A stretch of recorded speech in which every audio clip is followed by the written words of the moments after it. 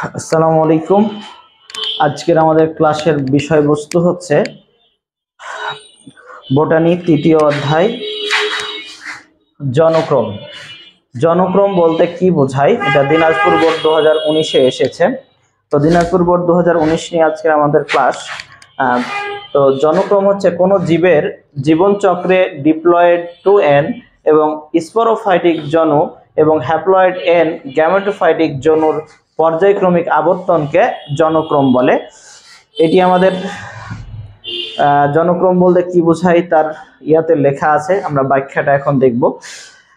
তো আমরা প্রথমেই বলি যে জীবনচক্রে এক জনুর সাথে অপর জীবের অনুক্রমই, এক জীবের জনুর সাথে অপর জনুর অনুক্রমই হচ্ছে জনক্রম। এই জনক্রমটা আমরা টেরিস উদ্ভিদে হেটারোমরফিক জনক্রম দেখতে পাই। তাহলে টেরিস উদ্ভিদে আমরা হেটারোমরফিক জনক্রম দেখতে পাই। এখানে আমরা যে জিনিসটি পেয়েছি সেটি হচ্ছে 2n মানে ডিপ্লয়েড এবং আরেকটি আমরা পেয়েছি n হচ্ছে হ্যাপ্লয়েড।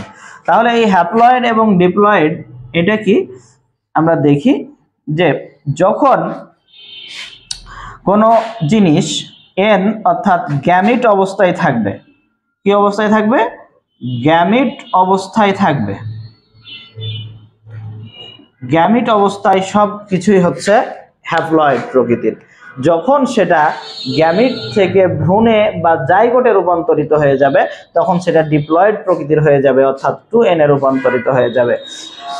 তো এ থেকে আমরা একটা ধারণা নিই যে যতগুলো ডিম আছে, সেটা উট পাখির ডিম হোক অথবা চড়ুই পাখির ডিম হোক অথবা মানব দেহে মানুষের ডিম্বাণু হোক, প্রত্যেকটা ডিম হচ্ছে একটি মাত্র কোষ দ্বারা গঠিত, সেটা বড় অথবা ছোট হোক। তাহলে সবসময় আমরা মনে রাখবো প্রত্যেকটা ডিম বা ডিম্বাণু একটি মাত্র কোষ দ্বারা গঠিত।